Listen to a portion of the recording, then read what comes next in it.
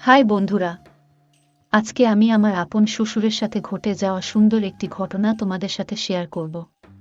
গল্পটি মনোযোগ দিয়ে শুনলে তোমার হাতের কাজ করতে বাধ্য হবা। তো বন্ধুরা, চলো বেশি কথা না বলে মূল ঘটনায় চলে যাই। এই ঘটনাটি অবশ্য আমার জীবনের একটি বাস্তব ঘটনা, যা ঘটেছিল আমার বিবাহিত জীবনে। বন্ধুরা, প্রথমেই আমার শরীরের হালকা একটু বর্ণনা তোমাদেরকে দিয়ে নিই। আমি শ্যামলা ফর্সা বর্ণের এবং খুবই স্লিম।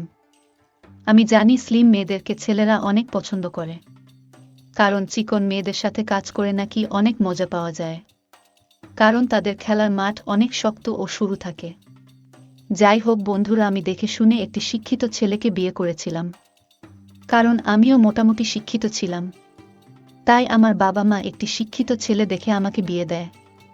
কিন্তু এখন আমি মেয়েদেরকে রিকোয়েস্ট করব যে তোমরা কোনো শিক্ষিত ছেলেকে বিয়ে করো না, কারণ কলেজ জীবনে বেশিরভাগ ছেলেরাই অনেক মেয়ের সাথে কাজ করে করে তাদের ওই জিনিসটার শক্তি নষ্ট করে ফেলে, এবং পড়ালেখা শেষ করতে করতে তারা হাতের কাজ করতে করতে ওই জিনিসটা একেবারে শেষ করে ফেলে, যার ফলে বিয়ের পর তারা তাদের স্ত্রীকে পরিপূর্ণ সুখ দিতে পারে না। একটি মেয়ে যদি পরিপূর্ণ সুখ না পায়, তাহলে সে অবশ্যই অন্য পথে বেছে নিবে এবং অন্য লোকের কাছে যাবে, এবং সে তার দেহের চাহিদা মিটাবে।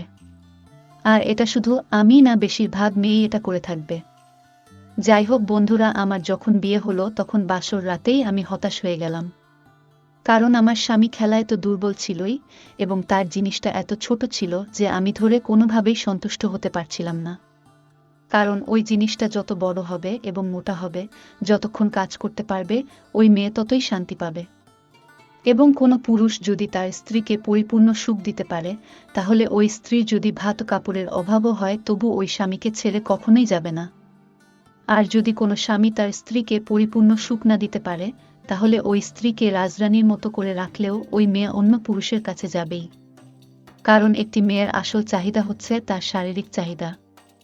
সুতরাং আমার স্বামী যখন আমার চাহিদা পূরণ করতে পারছিল না, তখন আমার মনের মধ্যে অস্থিরতা শুরু হয়ে গিয়েছিল। কিন্তু প্রথম প্রথম লজ্জায় আমার স্বামীকে আমি কিছুই বলতে পারছিলাম না।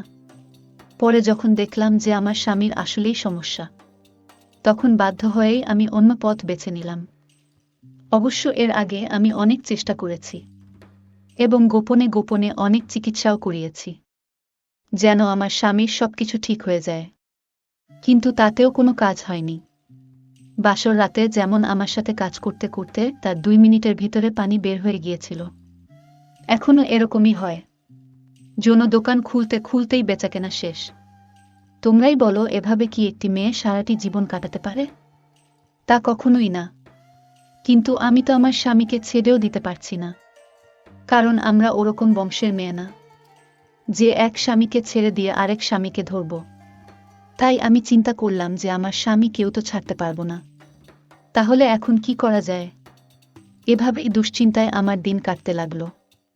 হঠাৎ একদিন আমার কপালও খুলে গেল, এরই মাঝে আমার শ্বশুর তো আমার প্রতি ফিদা হয়ে গেল, এবং আমিও আমার শ্বশুরের জিনিসটা গোপনে দেখে ফেলি, এবং আমিও শ্বশুরের জিনিসটা দেখার পর থেকে শ্বশুরের উপর ফিদা হয়ে গেলাম।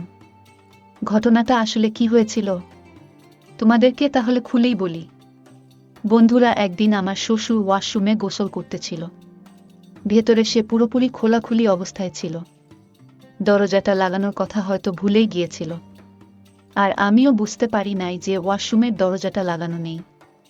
তাই আমি হঠাৎ করেই কোনো একটি দরকারে ওয়াশরুমের ভিতরে ভুল করে ঢুকে গিয়েছিলাম, আর ঢুকতেই দেখি আমার শ্বশুরের ইয়া বড় ও মোটা জিনিসটা দাঁড়িয়ে আছে, এবং আমার শ্বশুর তার হাত দিয়ে হাতের কাজ করে নিজের মনের সুখ মেটাচ্ছে। এটা দেখে তো আমি রীতিমতো হতবাক হয়ে গেলাম, এবং শ্বশুরও আমাকে দেখে আঁতকে উঠল এবং তাড়াতাড়ি করে কাপড় চোপড় ঠিক করতে শুরু করল। বন্ধুরা, এই গল্পের দ্বিতীয় পর্ব সহ এরকম আরও মজার মজার গল্প পেতে আমাদের চ্যানেলটি সাবস্ক্রাইব করে রাখুন। ধন্যবাদ।